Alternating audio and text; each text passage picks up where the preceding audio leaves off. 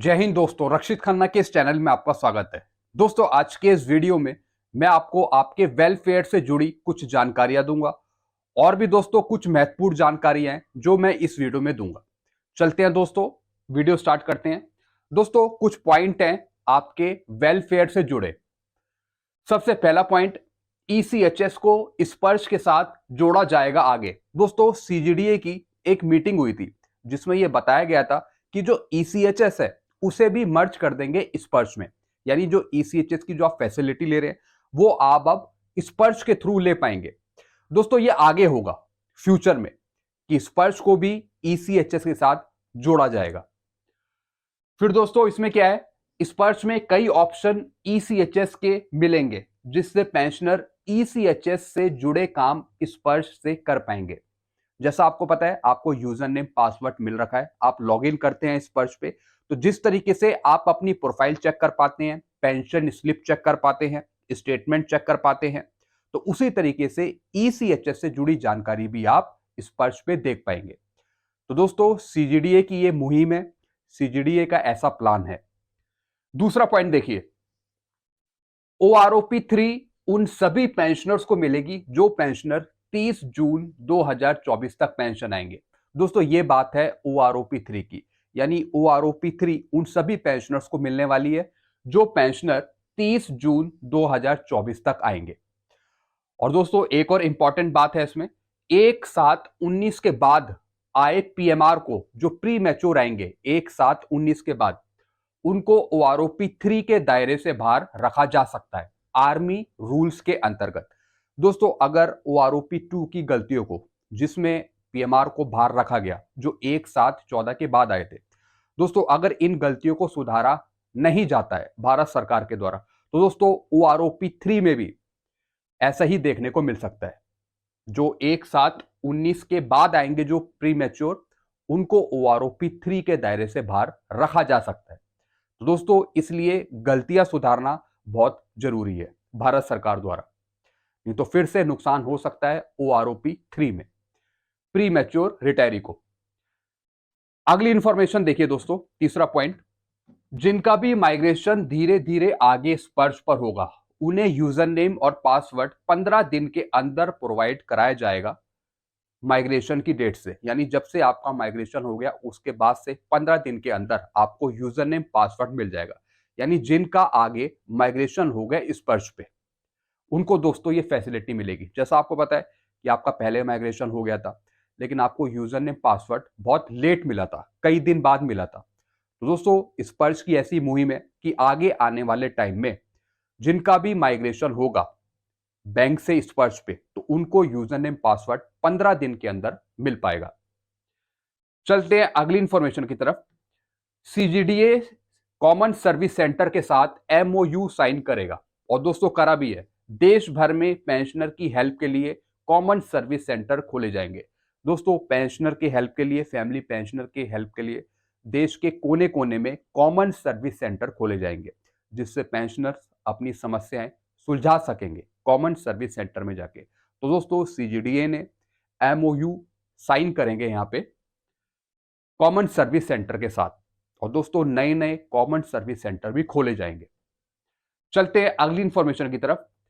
स्पर्श में life certificate से जुड़ी समस्याओं को हल किया जाएगा, पेंडिंग केसेस को जल्दी हल किया जाएगा।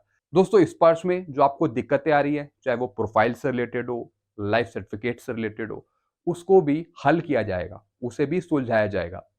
और दोस्तों, जितने भी पेंडिंग केसेस हैं उनको भी कंप्लीट किया जाएगा। आपने देखा होगा कि आपने रिक्वेस्ट डाली होगी, वो पेंडिंग में दिखा रहा है कई कई महीनों से। तो दोस्तों, वो जो पेंडिंग में दिखा रहा है उसको कंप्लीट किया जाएगा, प्रोसेस किया जाएगा सही से स्पर्श के द्वारा। तो दोस्तों, ये तो कुछ आपके वेलफेयर से रिलेटेड कुछ चीजें थी। अब मैं आपको कुछ और चीजें समझाऊंगा। दोस्तों, एक इंफॉर्मेशन आई है मेरे पास जिसमें स्पर्श कॉल सेंटर से बात करी गई। उनसे पूछा गया कि जिनका अभी रिसेंट में माइग्रेशन हुआ है, जैसे अगस्त में, सितंबर में, तो उनको ओआरओपी 2 की तीसरी किस्त क्यों नहीं मिली। दोस्तों, जिनका भी अभी रिसेंट में माइग्रेशन हुआ है तो उनको ओआरओपी 2 की तीसरी किस्त जल्दी ही मिल जाएगी, कुछ दिनों में मिल जाएगी। दोस्तों ये बताया स्पर्श कॉल सेंटर में बैठे आदमियों ने, जो वहां पे बैठे थे, उन्होंने बताया कि जिनका भी अभी रिसेंट माइग्रेशन हुआ है उनको OROP 2 की थर्ड इंस्टॉलमेंट नहीं दी है, तो कुछ दिन में, कुछ टाइम बाद उनको भी मिल जाएगी स्पर्श के द्वारा। तो थोड़ा सा यहाँ पे आपको वेट करना है। कल मेरे पास एक पेंशनर का फोन आया था, उनका भी रिसेंट माइग्रेशन हुआ था, अगस्त में या सितंबर में हुआ था। तो कह रहे थे कि सर हमें कुछ करना पड़ेगा OROP 2 की तीसरी किस्त लेने के लिए, क्योंकि जो हमने पहली और दूसरी किस्त ली वो बैंक से ली पहले, तो हमारा स्पर्श में माइग्रेशन हो गया है, तो हमें कुछ करना पड़ेगा। तो मैंने बोला आपको कुछ करने की जरूरत नहीं है, स्पर्श भी आपको जल्दी OROP 2 की थर्ड इंस्टॉलमेंट दे देगा, तो इसमें पेंशनर को कुछ नहीं करना है। चलते हैं अगली इंफॉर्मेशन की तरफ।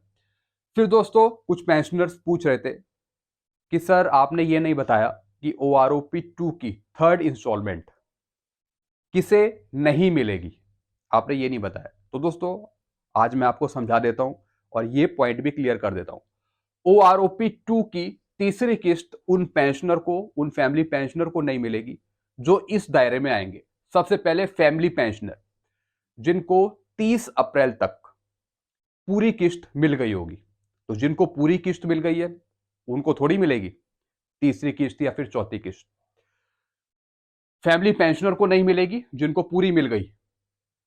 फिर 70+ ईयर पेंशनर, जैसा आपको पता है दोस्तों 70+ जिनको पूरी किस्त मिल चुकी है, पूरी इंस्टॉलमेंट मिल चुकी है, उनको भी नहीं मिलेगी तीसरी या फिर चौथी इंस्टॉलमेंट। जैसा आपको पता है जिन पेंशनर की एज 70+ थी, 70 से ऊपर थे, उनको 30 जून 2023 तक पूरी किस्त दे रखी है दोस्तों, स्पर्श ने या फिर बैंक ने, 30 जून से पहले या फिर 30 जून तक। तो जिनको मिल गई पूरी किस्त उनको नहीं मिलेगी इंस्टॉलमेंट, ना ही तीसरी ना ही चौथी। फिर दोस्तों गैलेंट्री अवार्ड विनर्स को भी पूरी किस्त मिलनी थी, तो अगर इनको मिल गई पूरी किस्त तो फिर तीसरी चौथी नहीं मिलेगी।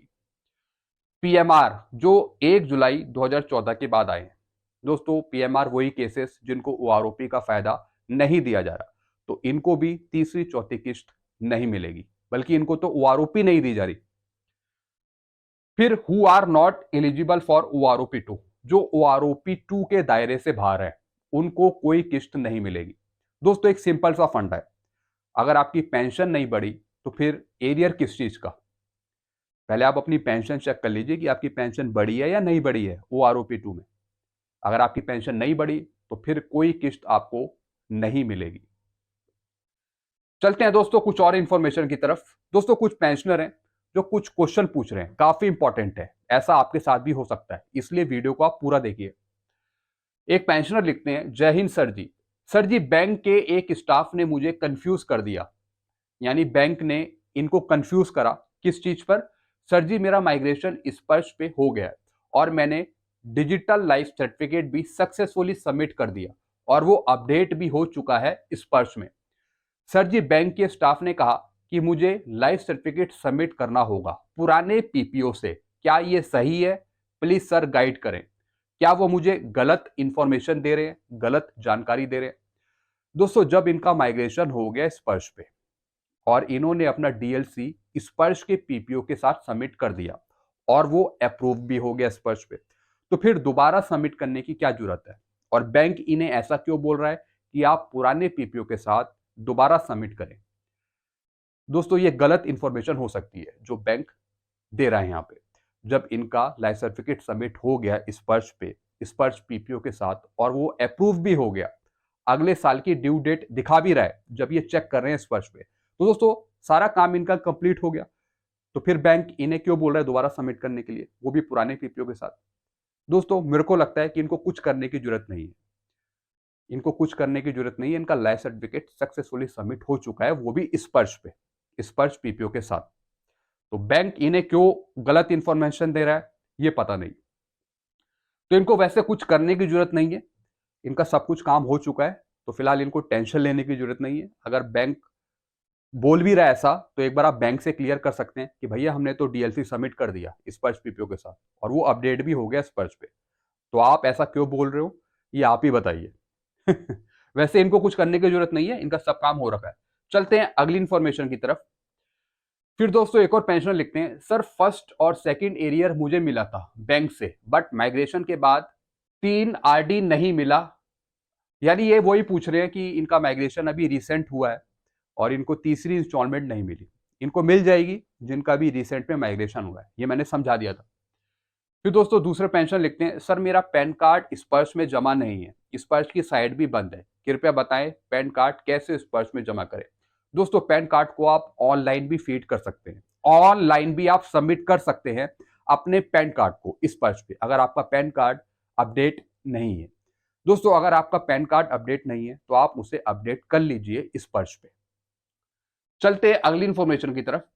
फिर दोस्तों एक और पेंशनर लिखते हैं, सर स्पर्श में आधार अपडेट नहीं है और डिजिटल लाइफ सर्टिफिकेट सबमिट नहीं होता, क्या करें प्लीज। दोस्तों अगर आप डीएलसी सबमिट कर रहे हैं, डिजिटल लाइफ सर्टिफिकेट, तो आपके पास आधार होना जरूरी है।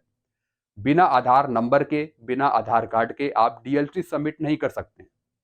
आपने देखा होगा जब आप जीवन प्रमाण के थ्रू अपना लाइफ सर्टिफिकेट सबमिट करते हैं डीएलसी, तो उसमें भी आधार पूछता है और जो आपका आधार में नाम है वही मैच करता है जीवन प्रमाण में।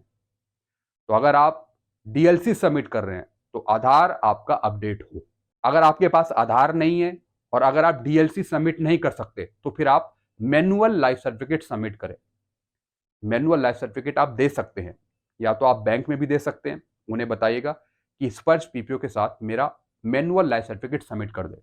तो स्पर्श से आप मैनुअल लाइफ सर्टिफिकेट डाउनलोड करिए, उसमें सिग्नेटरी के साइन कराइए, सील लगाइए, और फिर वो दोबारा अपलोड करवा दीजिए स्पर्श पे, तो उसे हम बोलते हैं मैनुअल लाइफ सर्टिफिकेट। तो दोस्तों अगर ये डीएलसी सबमिट नहीं कर सकते या आधार नंबर इनका अपडेट नहीं है तो फिर ये मैनुअल लाइफ सर्टिफिकेट सबमिट कर दें। तो दोस्तों ये कुछ इंफॉर्मेशन थी जो मैंने आपको दी। आपको वीडियो कैसा लगता है आप नीचे कमेंट कर सकते हैं, वीडियो को लाइक कर सकते हैं और चैनल को आप सब्सक्राइब कर सकते हैं अगर आप पहली बार मेरे वीडियो को देख रहे हैं। तब तक के लिए दोस्तों मैं वीडियो यही एंड करता हूं और एक बार फिर से छोटी दीपावली की आपको हार्दिक शुभकामनाएं। आपका स्वास्थ्य अच्छा बना रहे और जो आपकी फैमिली है वो भी सेहतमंद और खुश रहे। Thank you so much.